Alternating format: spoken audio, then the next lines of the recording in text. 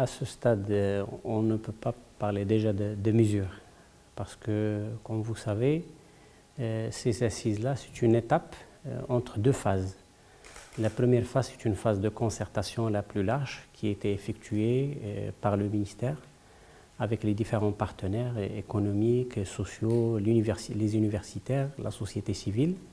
Et donc c'est là où nous avons recueilli un certain nombre d'attentes, mais également de mesures.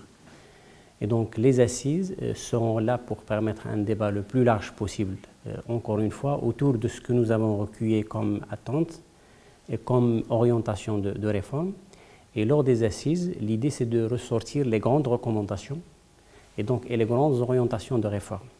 Et puis après les assises, c'est là où ça va commencer la phase de la mise en œuvre de ces orientations-là à travers la proposition de mesures concrètes, mesures fiscales concrètes. Mais cette phase-là, ça va être une phase, encore une fois, dans la concertation et viendra par la suite la phase législative parce qu'il faut dire que l'impôt, c'est une compétence du Parlement. Donc là, ça va être une phase législative où les mesures qui seront encore une fois faites dans le cadre de la concertation auront lieu dans le cadre du débat parlementaire, notamment dans le cadre des lois de finances.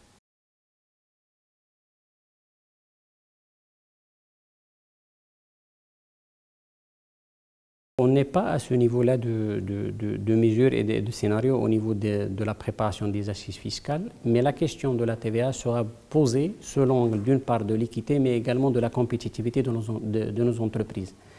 Notre système fiscal actuellement, qui est bâti autour de trois grands impôts, et notamment la TVA, a évolué au cours de ces dernières années. Et nous avons à la fois un système dans lequel nous avons une multitude de taux de TVA, mais également qui a connu de multiples introductions d'exonération au niveau de la TVA. Ce qui fait que nous nous trouvons actuellement devant un système où la TVA, qui est par principe un impôt neutre, ne l'est plus. Et donc nous avons ce que nous appelons communément le butoir, et les entreprises, la plupart des entreprises qui souffrent de ces multitudes de taux et de ces multiples exonérations, souffrent de cette question de la trésorerie parce qu'ils ne peuvent pas déduire la totalité des TVA qu'ils ont payé. Donc l'idée, c'est de faire en sorte que le système évolue, le système de la TVA évolue vers un système, le plus idéalement un système autour de deux taux, avec des exonérations qui sont très limitées, et donc pour permettre à la TVA d'être neutre et pour permettre aux entreprises d'avoir, de ne plus avoir des problèmes au niveau de la trésorerie. Bien sûr, donc la question c'est de discuter de ce système-là, de l'évolution du système de la TVA vers cette question des deux taux et vers la réduction des exonérations, de telle manière que la TVA soit neutre au niveau de la chaîne de la production et que l'entreprise ne souffre plus au niveau de sa trésorerie du simple fait qu'il ne peut pas déduire ce qu'il a payé comme TVA.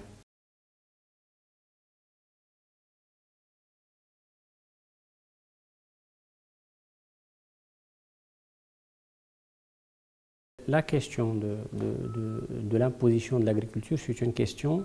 qui ramène encore une fois à ce que nous avons dit tout à l'heure autour de l'équité et de la compétitivité. Et la question de l'imposition de l'agriculture se pose dans le sens où nous avons un système fiscal qui doit répondre d'un point de vue rendement aux préoccupations de l'État en termes de disposer des ressources nécessaires pour faire les services publics et les services sociaux nécessaires, mais également de permettre une compétitivité entre les différents secteurs de l'économie, de manière que l'impôt ne soit pas un biais dans le cadre du choix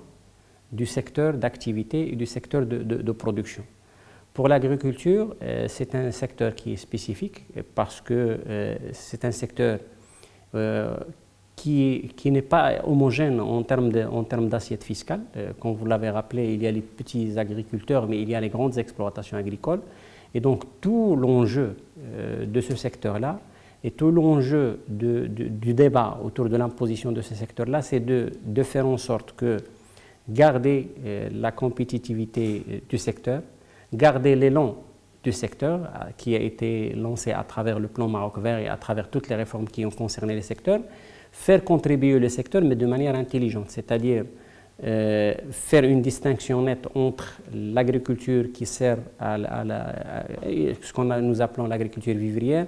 les petits agriculteurs, et faire la distinction avec les grandes exploitations qui sont les plus rentables, etc. Mais tout ça doit se faire encore une fois d'une manière douce,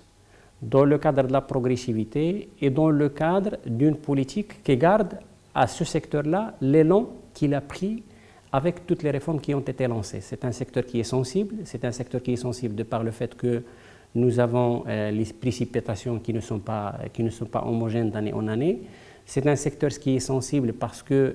est localisé dans le monde rural et dans les zones les plus défavorisées, mais c'est également, il faut le reconnaître, c'est un secteur qui permet une certaine rentabilité dans certains cas, notamment certaines exploitations agricoles. Et donc, l'enjeu, c'est de faire en sorte que ce secteur s'intègre dans le système fiscal de manière progressive, de manière douce, de manière à sauvegarder les intérêts des petits agriculteurs, mais en même temps de faire contribuer à l'élan national et de faire contribuer aux ressources publiques et de faire contribuer à l'effort de développement national les exploitations agricoles qui ont cette capacité contributive qui est là.